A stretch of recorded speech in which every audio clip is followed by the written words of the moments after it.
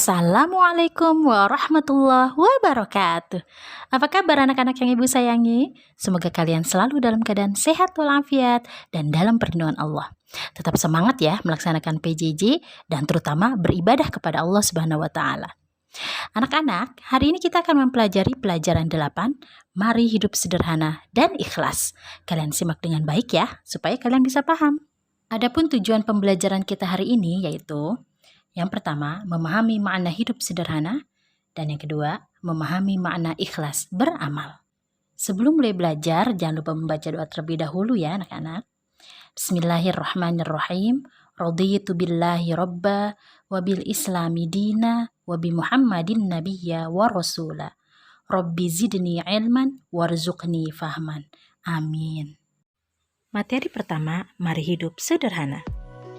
Hidup sederhana artinya tidak berlebihan dan tidak kikir, sesuai dengan firman Allah dalam surah Al-Furqan ayat 67. Bismillahirrahmanirrahim. Walladzina idza anfaqu lam yusrifu wa lam yaqturu wa kana baina dzalika qawama.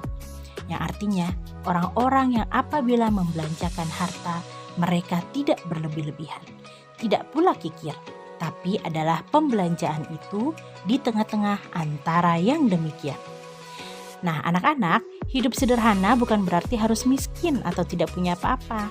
Melainkan, dengan hidup sederhana berarti kita telah meneladani hidup Rasulullah Nabi Muhammad SAW yang meskipun beliau adalah seorang pemimpin umat yang memiliki pengaruh dan kekuasaan, namun Rasulullah selalu hidup sederhana dan menghindari hidup mewah dan boros. Apa sajakah keuntungan hidup sederhana? Yang pertama, orang yang hidup sederhana berarti telah mengamalkan ajaran agama atau perintah Allah dan orang tersebut mendapat pahala.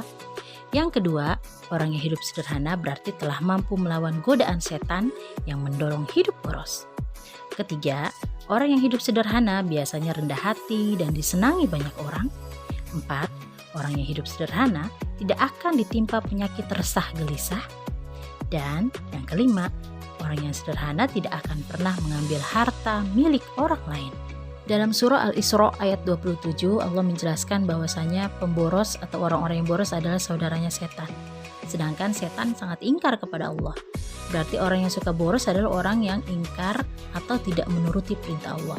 Na'udzubillah min dzalik. Nah, anak-anak, maka dari itu, dari kecil kita harus membiasakan berperilaku hidup sederhana.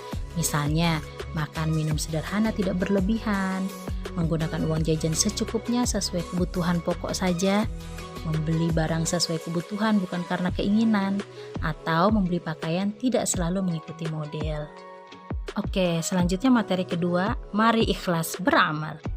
Anak-anak, ikhlas artinya mengerjakan suatu amal ibadah atau suatu kebaikan dengan niat hanya karena Allah untuk memperoleh ridhonya.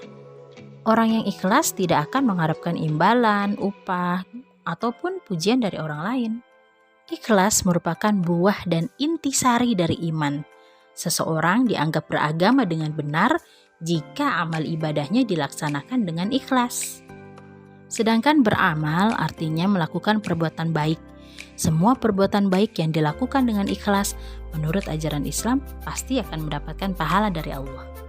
Dalam surah Al-Bayyinah ayat 5 Allah berfirman, Bismillahirrahmanirrahim, wa ma umiru illa liya'budullaha mukhlishina lahuddin hunafa'a wa yuqimus sholata wa yu'tuz zakata wa dzalika dinul qayyimah. Yang artinya, padahal mereka hanya diperintah menyembah Allah dengan ikhlas, menaatinya semata-mata karena menjalankan agama, dan juga agar melaksanakan sholat dan menunaikan zakat. Dan yang demikian itulah agama yang lurus atau benar. Nah anak-anak, ayat tersebut menjelaskan bahwa kita harus menyembah Allah dengan ikhlas. Maknanya kita harus beribadah sholat, zakat, puasa maupun ibadah lainnya dengan ikhlas karena Allah semata. Karena apabila kita beribadah dengan niat agar mendapat pujian dari orang lain, itu sama saja perbuatan riya dan ibadah kita tersebut tidak akan diterima oleh Allah. Na'udzubillah min dzalik. Selanjutnya apa saja sih ciri-ciri orang yang ikhlas? Yang pertama, beramal dengan sungguh-sungguh tanpa mengharapkan pujian dari manusia. Kedua, beramal dengan tekun dan rajin semata-mata karena tindakan itu adalah perintah Allah Subhanahu wa taala. 3. Tidak memamerkan dan menceritakan amalnya kepada orang lain. Dan yang keempat, tidak pernah mengeluh dalam melaksanakan tugas. Oleh karena itu, kita harus membiasakan beribadah ataupun beramal dengan ikhlas, dengan niat hanya karena Allah. Sekian penjelasan dari Ibu.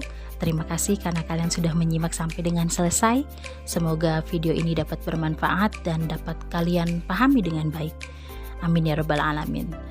Kurang lebihnya Ibu mohon maaf. Billahi taufik wal hidayah. Wassalamualaikum warahmatullahi wabarakatuh.